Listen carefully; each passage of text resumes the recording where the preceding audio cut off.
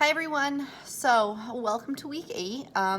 In week 8 we are going to be doing very similar to what we've done in the past even weeks. So during every assignment I have you go out and I have you look for a work of art that relates to the coursework that we learned in the previous week, and the week 8 is going to be very similar to past weeks. What I'm looking for you to do is for 2D media, which is camera, photography, video, film, and the internet and the like, the discussion board had you looking at a lot of pop culture, a lot of iconic images that we know and that we can relate to, whether it's a good, positive relation or a negative one, all right?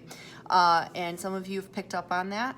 So what I would like you to do in week 8 is I would like you to find some controversial piece of art, preferably in the 2D media range of photography, film, digital imagery, or on the internet. And I want you to discuss it. Why is it controversial? And I also want you to answer this question. Was the artist seeking out to make something controversial simply because they wanted it to be controversial and they wanted to talk about it? Or was the artist creating this work of art and putting it out towards an audience to shed light on or to educate the mass audiences that will then view this work of art? Okay, and I ask you to do this because as we're gearing towards the middle of the semester and as we're starting to look at our museum projects, if you've already done it, that's fine, and as we're gearing up actually towards the end of this semester, I think that the biggest takeaway, or one of the biggest takeaways that I would like you to get from this, is that artwork is artwork and there's always a meaning behind it, whether the meaning is exploring one of the elements and principles of design or art, or whether it's to do study work on the elements and principles of art, or whether it's to create some higher message, create an expression or create a feeling towards audiences without the use of words and the use of imagery instead. And it's very important to understand the difference between the two. People that are artists that are simply exploring content, or artists that are exploring content to send a message.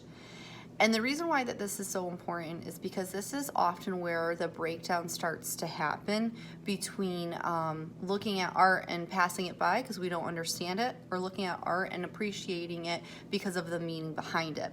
Or on top of that, looking at art, not liking it because of the meaning and not giving it a second glance, or not appreciating the artist's intent behind it, behind the message that they are trying to convey. We often get kind of fixated in our own perceptions, our own agendas, and we often forget that there are many other shoes to walk in. So this is an exercise in kind of putting yourself in another person's shoes.